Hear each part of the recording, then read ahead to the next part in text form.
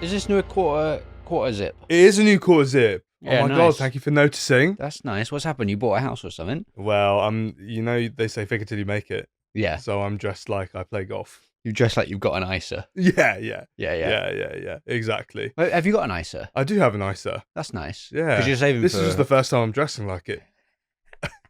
Also, I would say lovely pants. Thank you so trousers, much. I know we say over here. But, yeah. I guess I'm a bit American Guess now. we're international now. I'm always nervous wearing trousers of that shade. You're right. In case I shit myself. Yeah, everyone says that. What would you do if you shat yourself in like black trousers? Carry on my day. Just whole day. Yeah. Just continue. Yeah, that's so true. I've never thought about that. Actually. Fake it till you make it. Fake it till you make it, man. It's weird. I had the right mindset, but the shit's still there. I don't get it. No, what I get nervous. We've talked about this. The tube. You know, you're sitting on the tube. And I'm just like, I don't like the idea of sitting on something, getting butt marks from you've sat in something weird, and then everyone's like, "Oh, you have defecated." Exactly. Yeah. And you go, "No, it's just the tube. You ever been on a tube? You ever been on every seat has shit on it? Yeah. You think that's my fault? It's not my fault. You get really angry at them. Yeah. For not knowing London well enough. So, but you looking nice. Are you doing something today? Thank you. I'm not doing anything today. I'm doing this. That's nice. I've dressed up for you. That's right. I'm trying to, start my day right. You know what I'm saying? I'm trying to respect this podcast for once in my damn life. New turban as well? It is a new turban. It's a new turban. Listen. You know when people say like, "Oh, men don't ever notice haircuts," or like it's a cliche, but like men support men. Notice when they got new clothes. Say mate. Let this be a real world example. This wasn't planned. It's a nice turban. Thank you so much. I was looking at it. I was like, that's got fresh vibes to it. It's very fresh. You know what it is? You get loads of turbans. Yeah. You know when you get loads of turbans, right? And yeah. I'm on Amazon.co.uk. Imagine even Amazon have even taken over the turban department. That's crazy. Yeah, you get loads of turbans, and basically my bad habit was I just have like, a couple of black turbans. I just wear those because it goes with everything. Sure. But I've got all these colours now. I'm aware as I talk about this, I'm wearing my black one today. Yeah. I dress up in other ways. But you wear your black turban with everything. And so what happened was I spent like a few hours with my wife just folding all the turbans so that whenever I want to wear a different one, they're pre-folded so that I get to tie them, because they're just these big sheets of cloth that need like they basically just need to tie so that they're this sort of nice like sort of thin fold. Yeah. And then you can tie them quite easily. But if they're like unfolded, then they stay in the cupboard. You never wear them. Right. Yeah. So it's too much. It's too much effort to like set it out the way it needs to go. So you need to You're basically preloading. You're preloading. Yeah. You're preloading. Exactly. I think that is. Yeah, that's a technical term. Is this an ignorant thing to say? Yes. I mean, sorry. Go on. Do you have a turban shelf? I do have a turban shelf. That's fantastic, isn't it? I think I may have disrespected it a bit because I started putting my caps and beanies there and used it as a headwear shelf in general. Yeah, you've westernized it. I've westernized it. I've gone. Yeah, you got a couple of baseball I'm a modern caps. man. Yeah. Yeah. Just a yarmulke in there, just for good measure. Yeah. You don't know. You don't know. You got one of those cork hats. Yeah, but I wouldn't have got these pants from this country. The reason I got these was I went to India a few months ago. Hello. And did they ask after me? They a lot at customs. Yeah. Right when I landed, they were like, "Oh my god, we watched the podcast. Is he coming?" I said, "Yeah, maybe. It depends how quickly I get through this security process." So in India, obviously like fashion is really similar, but also maybe slightly different because climate, etc. And so they have this great shop, unofficial sponsor. It's not a sponsor. I just want to shout it out. Fab India, it's called. Yeah. Fab India. Fab India. Is it 2 words? It's 1 word, Fab but India. like it's exactly what you're thinking. Yeah. Like fabulous, fab India. It's a Right. portmanteau for the ages. Exactly. Yeah. We've all known about it for a long time. A few seconds is a long time. Yeah, But yeah. yeah. And so they have these colored pants, these like white khaki light type. They don't really have anything darker, and I was looking to like get something new. I thought, okay, everyone here seems to be wearing this kind of thing. I got them immediately, compliments. Now I'm thinking, what was I so afraid of? And then you just reminded me it was the shitting yourself thing. Yeah, That's what I yeah, was yeah, afraid yeah. of. Yeah. It does get you compliments because I bought a pair of like cream trousers, and where did I basically I had to buy them from a wedding in Mexico, Okay. and they do before the day before the wedding they do the rehearsal or whatever. I don't know. American weddings are a bit different. Okay. And on that day, we had to go to like this dance thing in a local park where they build like big papier-mâché sort of models of the husband and the wife. Okay. Like people are in them dancing, like full, like it's coming to like 9 foot tall. They're Okay. dancing. Husband and wife are wearing, she's wearing red. He's wearing, I don't know what he's wearing, but we all have to wear white or off-white. Okay. So the whole wedding party are there, wear it, and then the next day, obviously, it switches. That's interesting. Yeah. You have to wear white for the rehearsal, and then Yes. you have to not wear white Yeah. for the real day. And so, like, I bought them for that because I'm not, I'd never ever owned light coloured trousers. Yeah. Because I didn't go to university. I don't know why. I don't know how when you get that. I don't know when you progress or learn how to do that. It's when you get the confidence to not shit yourself. Yeah. And you're in Mexico, man. Yeah. You're in Mexico. Constantly in danger. Mate, you were in danger, definitely. Yeah. Yeah. Arguably, way more risky than the tube. Yeah. I was being very careful with the water. Yeah. Yeah. Although, Straight from the tap. same thing. Straight from the tab, where I know where it's coming from. Yeah. I sourced this myself, actually. Yeah, India's the same, though. Yeah. Now that you think about it. Yeah. Yeah. It is. A lot of risk in India, too. I didn't trip myself in either of the places. What's your secret? How are you not doing I am this? very careful about it. Yeah. But then I did have a situation recently in Colorado where I sort of encountered a. Thank God I was wearing dark trousers. Thank God you were wearing dark trousers because you went about your day. Yeah. That's incredible. Yeah. So that's the trousers, and then the quarter zip, right? Is I'm trying to, I'm experimenting. I'm in an experimental phase with style. Interesting. You know what I'm saying? Yeah, your early 30s. It's time. You're not a kid anymore. I'm not a kid anymore, man. But you're not a grown up. Stopped dressing me. Yeah. But she did buy me this. What color are we talking? I can't really work it out. I'm gonna say maroon. I was thinking I'm gonna say something like burgundy. Yeah. I don't know, because basically all I've learned, because as a colorblind person, I've learned that like there's certain things that I'm picking up a bit of red, but I'm also picking up, I don't know, like purple or pink to it, and like this is just me not going instinctively. I know what that color is. It's going like, I know what colors people say some things are when they're not quite red. Oh, that's interesting. So what would you say about your own sweater? I think this is more on the salmon.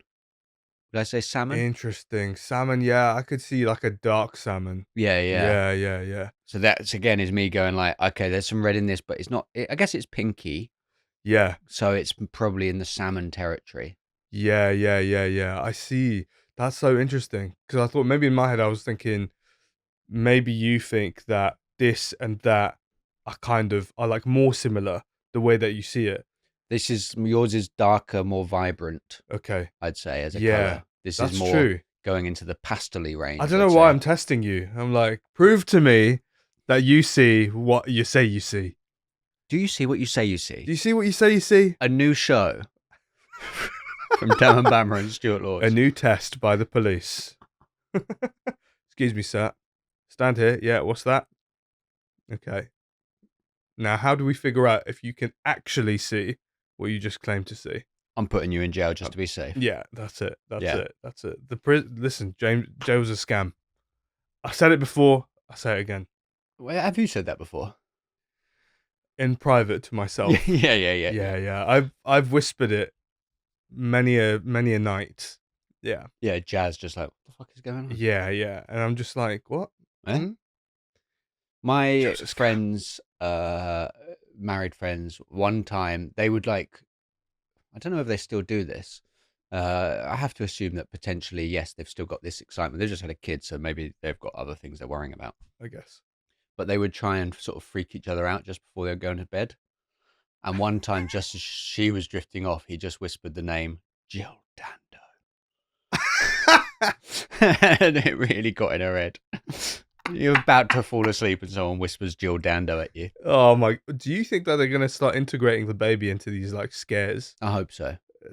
It feels mean. Immediately, it feels mean. But I'm also just like, what's the point of having a kid if you're not gonna have some fun with it? Do you know? You're gonna mess it up in some way. All of a sudden, Mr. Vasectomy is thinking about fun ways to use a baby. Well, let's talk. So we're talking about this jumper, this lovely sweatshirt. Yeah. The Comedy Fort. Oh yeah. Oh. Which is where I was doing comedy in Colorado last week. Oh, that's cool. Well, then they've got merch. They got merch. All the clubs in the US have merch. Mate, I'd wear that.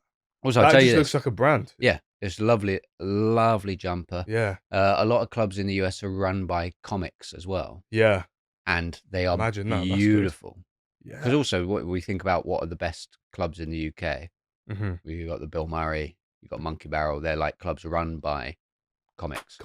Or started by comics or people very much involved in comedy. Absolutely. Anyway, we're Comedy Fort, beautiful club. So nice. It's about 150, I think. Nice sort of, wrap round sort of audience. Did a weekend there opening for Chloe. Mm-hmm. She sold out every date. They added in an extra one on the Sunday. Beautiful. Lovely time. Great town. Fort Collins was where the designer of Disney's Main Street, Disney World or Disneyland, was from. And so he based Main Street Disney on Fort Collins. Oh, wow. Yeah. So it's this like, and in a way that I'm like, there must be some darkness going on here. Okay. Because why is it so picture book? Do you know what I mean? Like, what are you doing with behind the scenes? Yeah. Also heard that apparently there's like a organized crime, or like maybe crime's the wrong, a mafia-esque couple of families that own almost all the property in Fort Collins. I mean, it makes sense. Yeah. It feels like that's probably true for like everywhere, pretty much. Yeah. And anything comes available, then one of the families swoops in and buys it, basically. Why do they want all of Fort Collins? What happens in Fort Collins? This feels like a new Now TV series that's about to come out. What happens in Fort Collins? A small town with a big problem. Yeah. And the big problem is your boy over here going super viral. Let's go. Due to a clip from said comedy club in Fort Collins, Comedy Fort. I didn't have any children and I got a vasectomy. Did someone boo me? I was front page of Reddit. No. Getting booed by an audience member. So this was the first show of the lot. So Friday, 6 p.m. show. Yeah. So like an early one where I was like, oh, this one will be a bit, Yeah. This one will be a bit quiet, and then the later one, that's going to be where it gets rowdy. That'll be fun. Yeah. But that's nice. You ease into it. It was brilliant gig. Straight out. 6 p.m. People arriving like straight from work. Ready for to laugh. Comedy, having a great time. I'm doing little bits back and forth. These shows, you have a local opener / host who comes on, does 10 minutes. And then I come on, I do 20, 25, then Chloe comes on, does an hour. Yeah. Lovely setup. I come on, I'm like, we're having a good time. Yeah. Then I do a little bit where I talk about, getting vasectomy when I was single and didn't have any children. Mm-hmm. Excuse me, I'm crying. This happens every podcast. We just got to cut it out. We normally cut it out. Yeah. Never been booed for saying that I don't have any children. I've had a vasectomy. And I always thought to myself, like, what will be the differences, the cultural differences? Mostly I was just like, they won't understand my accent sometimes. They won't understand, and I'll have to change cultural references or like certain words. And I didn't sort of consider that anything I said was edgy enough to get booed. No, I saw the clip. There was no edgelording there. There's no. If she'd been patient and waited, she might have seen some. Yeah, but exactly. straight away, boo. And so you're on stage like, huh? Yeah. Like, this doesn't happen. And also, as a comedian, in my head, I'm just immediately just like, oh, this is new. This could be fun. And also because they'd been a fun crowd. And also it didn't seem like an overly aggressive one, like boo. Yeah, it wasn't. And also, clearly it wasn't like, it was just one random lady booing. So you were just like, no, this gig's going well, but that's a random boo. So yeah. So let's just drill let's into see what it. this is. Yeah. And I think that is this is what the fun thing of doing multiple shows in a row in the same club give you. And I know this was the first one, but I think I'm starting to get in a rhythm of doing that where you not every bit of stage time. And also having been going for so long, I guess not every bit of stage time is precious. Yeah. Where you're like, I need to do my jokes. Yeah. And you just go, great, something new has happened. Yeah. I'm going to drill into it and find out what's going on. Finally, something fun for me. I'm sick of entertaining them. Why can't they entertain me? God's sake. Every time. It's like, have we tried it that way round? Even once. So, and this was fun because I've just been opening for Ed Gamble in the US as well. Saw that. Unreal. Lots of fun. Great. Philly, right? Lots of fun. We did Philly last night and then, not last night, 2 nights ago. Yeah. And then it was 3 nights in New York before that. Wonderful. But I mentioned to him where he actually, the first night I hadn't posted it and I actually was like, oh, look, I sent him the clip and was like, this is something that happened. He was like, well, you got to post that. That's going viral. Yeah. But then the thing he observed was, look at you straight onto the stool. None of us English comics British comics know what we're doing with stools. Yeah. Yeah, we don't. Yeah. But Americans are obsessed with putting stools out on the stage. Yeah. And I was like, yeah. Because early on, as soon as I walked out, within the first 2 minutes, I was like, look at this stool. And I'm just picking it up and showing them. Which is why I end up sitting on the stool in the way that I do, because it's actually a callback to 10 minutes before. Right. Which lends it, I think, this fun little bit where I've suddenly sat on the stool in like a more formal way to be like, I'd love to hear what you've got to say. Yeah. Did you sit on the stool before then? Is that what it was? No, I just noticed how varnished it was. Oh. So I'd like lift it up and gone, look how varnished it is. Look at that. That is varnished. Look how varnished that is. I slipped right off that. That's crazy. I feel like the way you sat on the stool was like, I don't know. I just needed to see that in that interaction. It was the perfect way of receiving the comment and then answering back the way you did. There was something. Look, would it have gone viral if you stood up? I think it would have. But is it extra? Has it got some special sauce on it because you were on the stool? Yes. I think you're right. I think visually you just suddenly go, he's sat on a stool now. Yeah. That's something, and you're like, something's happened in the in-between. Yeah. He's now sat on a stool and he's actively listening to her. Yeah. And then that moment, because what happened was she explained that it's like, because she thinks that it's in our biology to have kids, which I don't want to criticize. That is an opinion that if you want to have that, that's fine. Sure. I'm also going to think it's a wild opinion. Yeah. But as she finished, which is unnatural, by the way. It's unnatural. Yeah, I am unnatural though. Look at me, I'm wearing this. Yeah.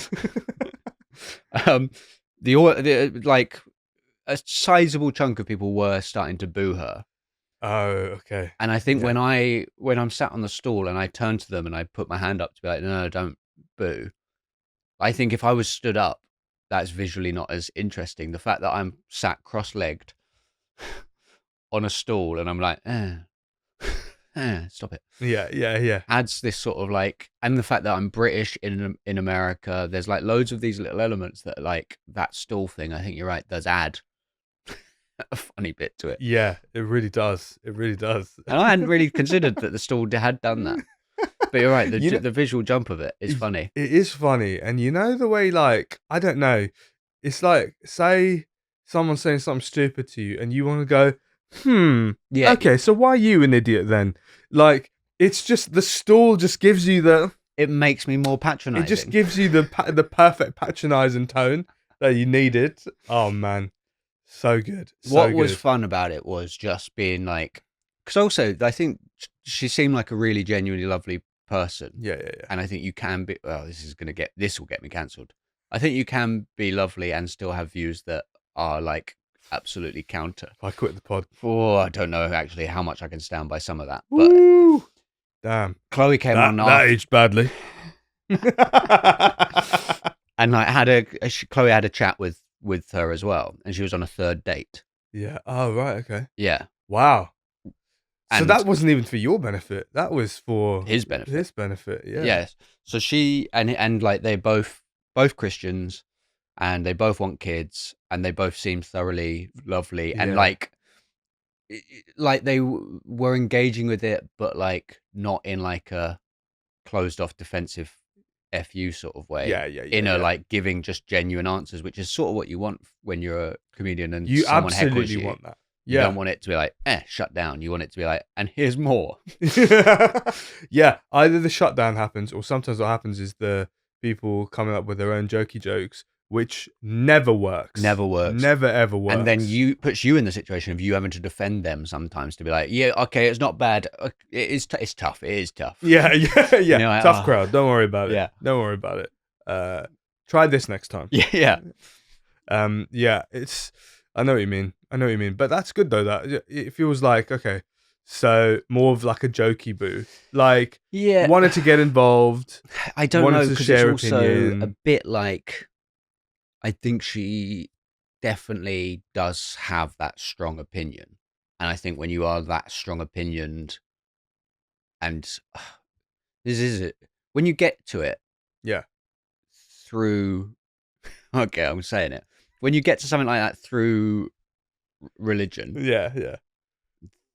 like, she thinks she's right so much. Yeah. There isn't a doubt there, because her faith gives her the confidence that this is a true 100% thing. Yeah. And that there is no like grey area. Room for maneuver. Yeah. I'm sure that's probably a lovely thing to have, like a certainty to your life. Sure.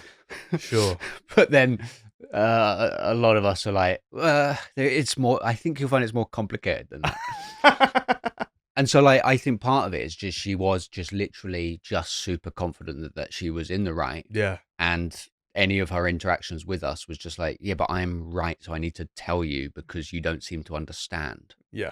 And it wasn't. And she was like saving you on the spot. Yeah. That's it. Yeah. She wanted to save us. Yeah. From our terrible, sad lives. It's sad lives. And listen, I don't know if you've done it yet, but have you thanked Jesus for the clip? I have thanked Jesus. Okay. Yeah, Jesus maybe go viral.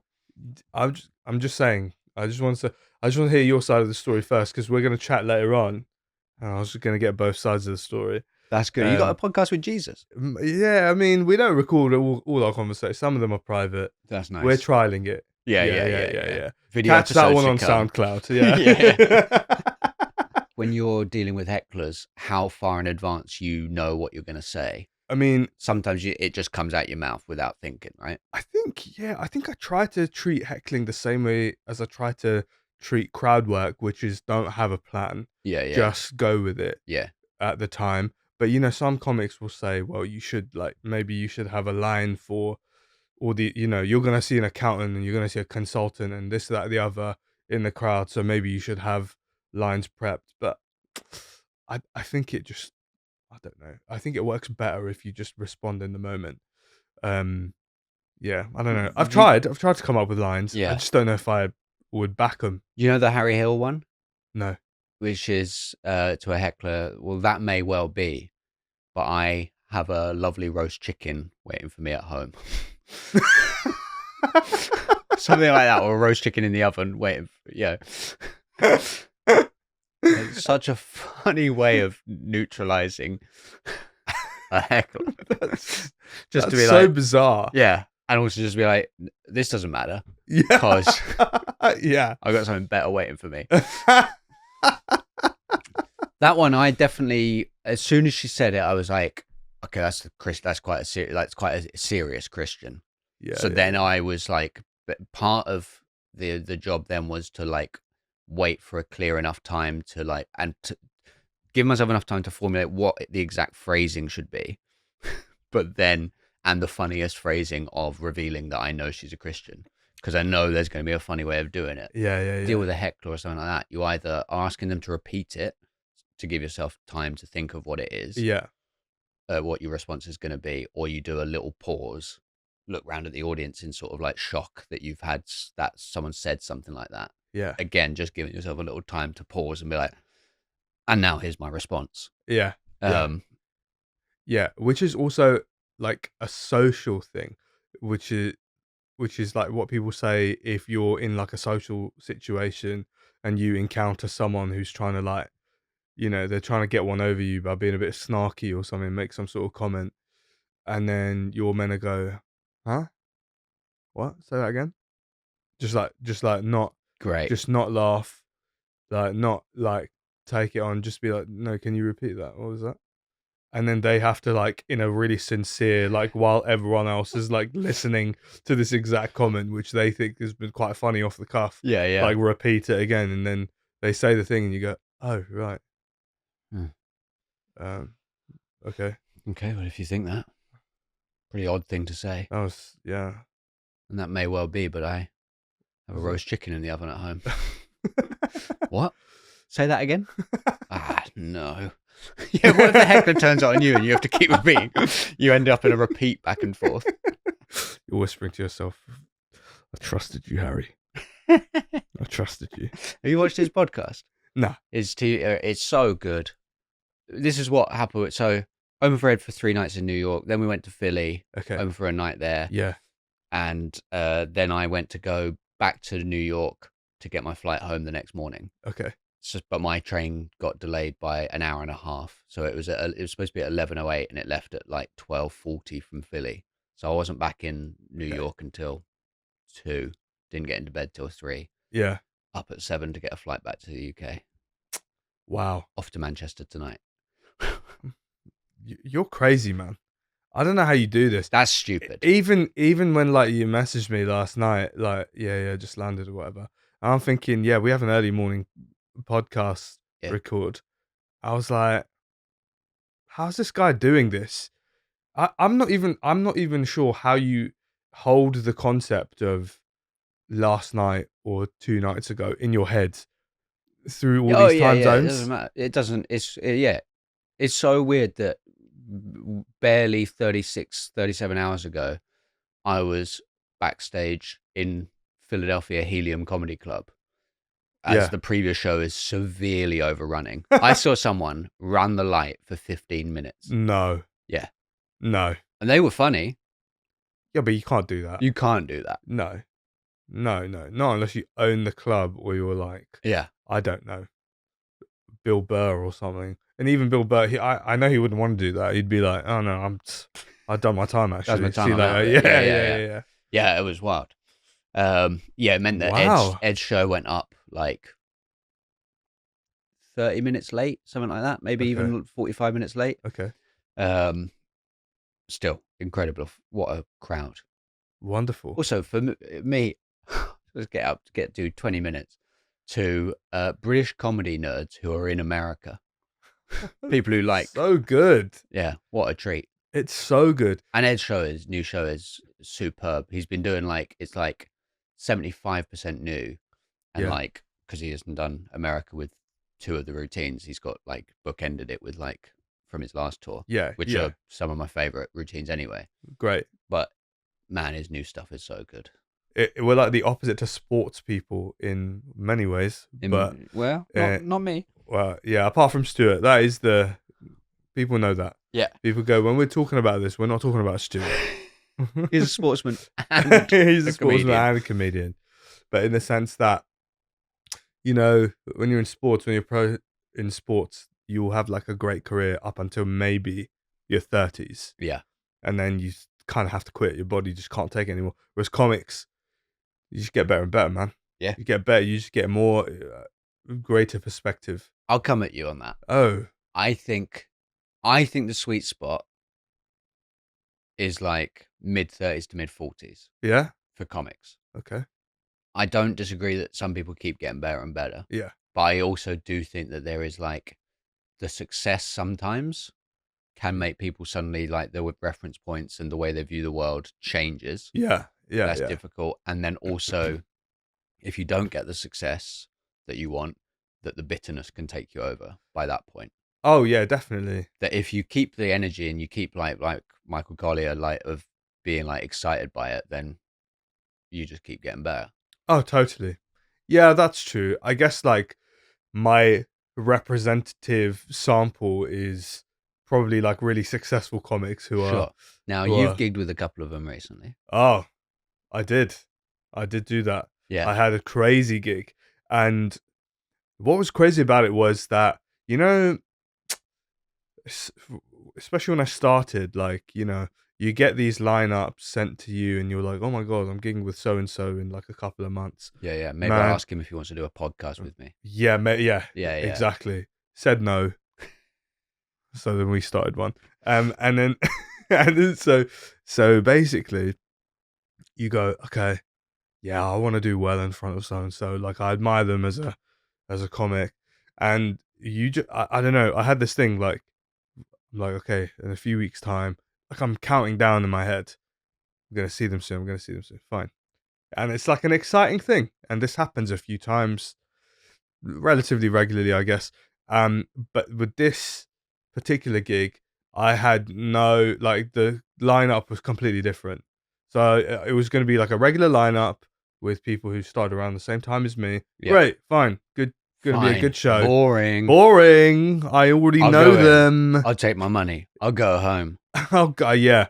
Give me all that money and then I'll just go home, okay? Yeah. Hashtag Hollywood. Yeah. It's just my life. But this time, because I didn't know who it was, because I thought it was a different lineup, I showed up, I'm opening, and I'm one of the first ones there. And I see the lineup, Aziz Ansari and Kevin Bridges and other people, but specifically those two people. And I'm opening, and I'm like, okay, forget all those plans about new material, gone. You're going out there to smash it. I'm only gonna smash it. Yeah. Thank you. So it was the second time I gigged with Aziz. Yeah. I did casual. Yeah. Yeah. A couple of years ago, it was me, Aziz, and Paul Chowdhury at Top Secret, and I thought, what is this, Diwali? What a lineup! How's this lineup happened?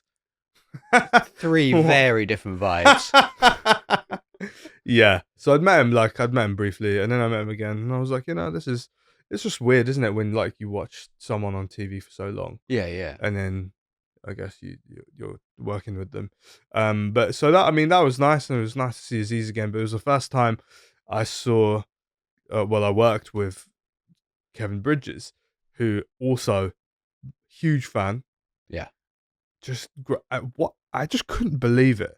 I just couldn't believe how sound Kevin Bridges. He's just one of the boys. I've never met him, but I've heard so many good things about him. That's crazy to me that you've never met him. Yeah. Yeah. He's just, it was crazy. Yeah. It was crazy, the lack of ego. They're like, all right, so what are we talking about? Yeah. Oh, okay, cool. He just slipped right in. Just no, like, there was no sense of like, okay, well, I'm the big dog here. Yeah. I'm Kevin Bridges. Yeah. Even though everyone else, like, obviously felt that to begin with, but it just made us so comfortable. You mean to say that like him and Aziz weren't like growling at each other and circling? Yeah, exactly. Well, both biting onto a chew toy, not giving it up. And all of us were just in the green room just going, yeah, sure, this is happening, but oh my God, that's Aziz. That's Kevin. He was in Parks and Rec. Yeah. As he's oh my God. Even his growl is like that cool North American. Did you smash it? I think I smashed it. Yeah. I think I smashed it. Unfortunately, I'm not sure anyone saw. I think they were in the green room prepping. Sure. Kevin caught the end of it. Fine. Because he was just coming in. Yeah. He was very nice about it. And yeah, as he's also like caught maybe right the tail end, but he was just more focusing on his own new material that was coming up anyway. He shouldn't have been doing that. He should have been doing his best material to impress you. He should have. As far as I'm concerned. He should have, exactly. Yeah.